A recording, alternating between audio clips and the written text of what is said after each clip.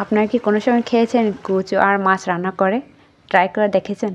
Hello everyone, আকুসের কোয়া সবাইকে নমস্কার। সবাই কেমন আছেন? আশা করি সবাই ভালো আছেন। রান্নাঘরে চলে আসলাম কচু আর মাছ রান্না করার জন্য। এক বছরে একবার শুধু পাওয়া যায় কচু, আর মাছ তো সবসময় পাওয়া যায়। তবুও ট্রাই করে দেখা যাক মাছ আর কচু রান্না করে কেমন স্বাদ হয়। প্রথমে মাছগুলোকে সুন্দর করে ভাজি করে নেওয়া হয়েছে। তারপরে কচুগুলোকে খোসা খুশিয়ে সুন্দর করে ধুয়ে ফ্রেশ করে রাখা হয়েছে।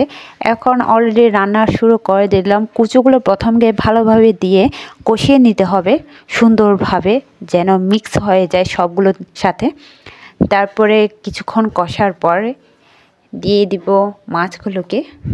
এখন সুন্দরভাবে কিছুক্ষণ কষিয়ে নিচ্ছি, সবগুলো যেন একসাথে মিক্স হয়ে যায়। রান্নাটা যেন ভালোভাবে হয়, মজা হয়। আপনারা ট্রাই করে দেখবেন কচু আর মাছ রান্না করে কেমন হয়, তারপর আমাকে অবশ্যই জানাবেন।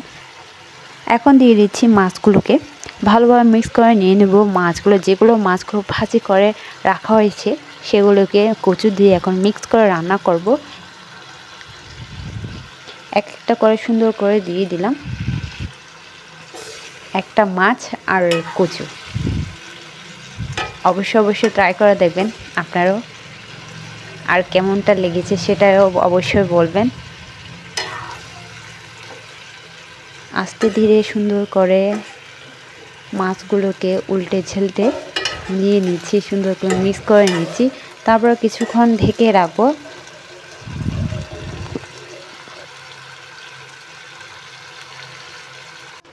এখন অ্যাড করে দিয়ে দিচ্ছি ধনিয়া পাতা। সর্বশেষে এগুলো দিতে হয় ধনিয়া পাতাটা।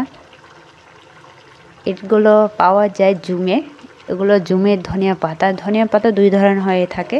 এগুলো জুমে চাষ করতে হয়, বীজ বপন করতে হয় ধনিয়া পাতাগুলা।